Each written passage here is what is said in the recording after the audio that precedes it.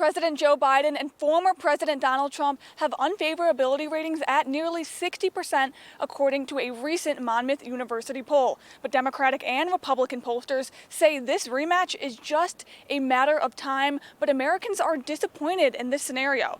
I talked to voters all across Iowa on the ground, and they say they are ready to turn the page on the two frontrunners in 2024. If the rematch happens between Trump and Biden, I think that that's just a total loss for the country. Nothing will galvanize the Democrat electorate more than Trump being the candidate, even against Joe Biden, who probably couldn't win against anybody but Trump.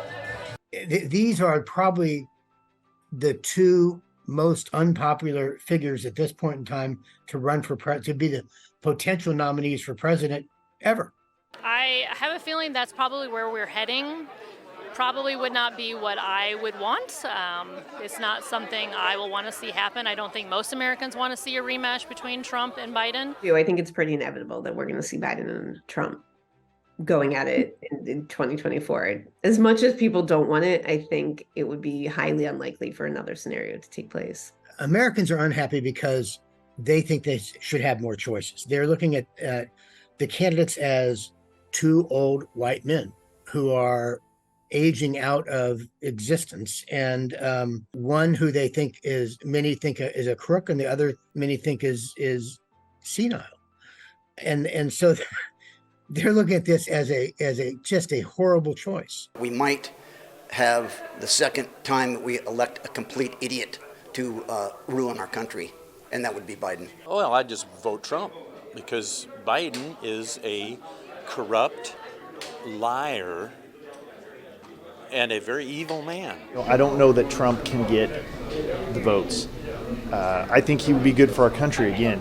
I don't think he's the best candidate currently, and if he ends up winning the GOP, that's going to be disappointing, but I'll definitely vote for Trump. I'm a Republican. I think anyone not named Trump beats Biden in a landslide. And on every major issue, Trump was amazing, but he brings all that baggage with him. We even ask in our surveys, do you consider yourself more to be a follower among Republicans? Do you consider yourself more to be a follower of the Republican Party or a follower of Donald Trump? And it's, essentially been dead even.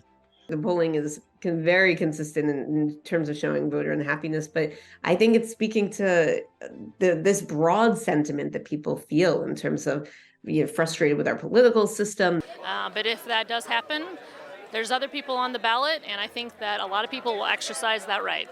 You've got a ton of voters that you've met out there who don't want either of these candidates, and that's giving fuel to some of these third-party candidates and some of the efforts to get someone else on the ballot as a third party, as an alternative to either Trump or Biden.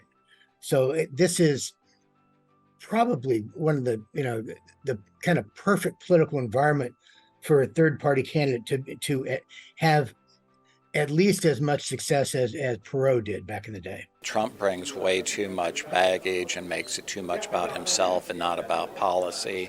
Biden's health, including, cognition, looks to be in question. And, I've got silver hair myself. I don't expect to be leading the country at over 80 years old. So I do think that we need somebody younger with higher energy.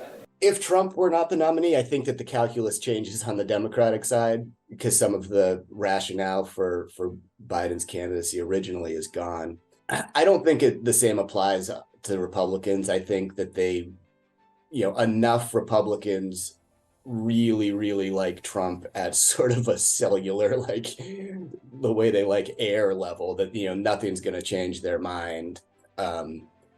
Including Biden not being the nominee. Potentially, this may be the last election where we have this generation of candidates running, and it'll be the election where we're finally hopefully turning the page.